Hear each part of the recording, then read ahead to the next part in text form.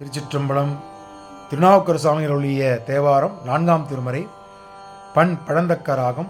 நாடு சோழநாடு காவேரி வடகரை. தலம் திரு ஐயாறு. பதிகம் 13. பாடல் 6. நீரானே தீயானே நீரானே தீயானே நெதியானே கதியானே நீரானே தீயானே நெதியானே கதியானே ஊரானே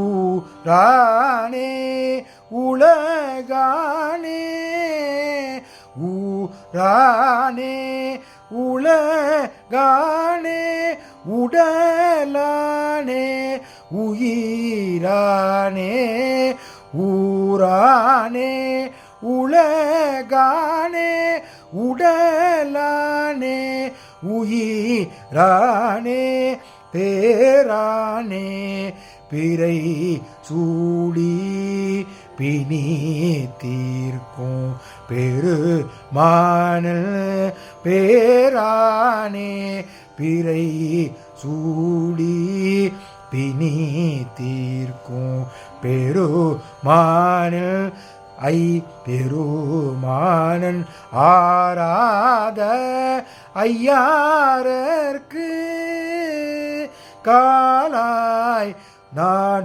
உயிர்ந்தேனே பேரானே பிறை சூடி பிணி தீர்க்கும் பெருமானில் நாராத ஐயாரர்க்கு ஆளாய் நான் உயிர்ந்தேனே.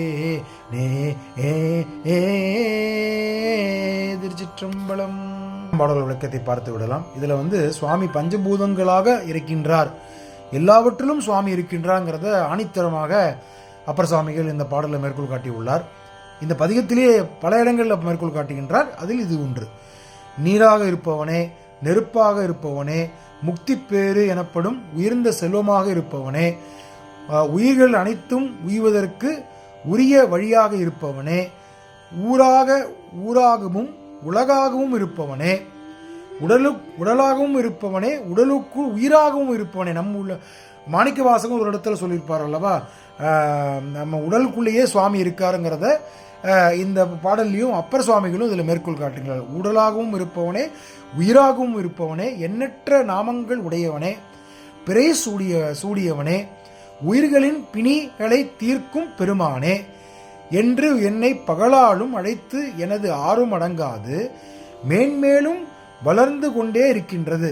அந்த மாதிரி சொல்லி சொல்லி உன்னை பாடும் இந்த ஆர்வமானது மேலும் மேலும் எனக்கு வளர்ந்து கொண்டே இருக்கின்றதுன்னு சொல்லி இந்த சுவாமி இந்த பாடலில் அப்பர் சுவாமி சொல்கின்றாள்.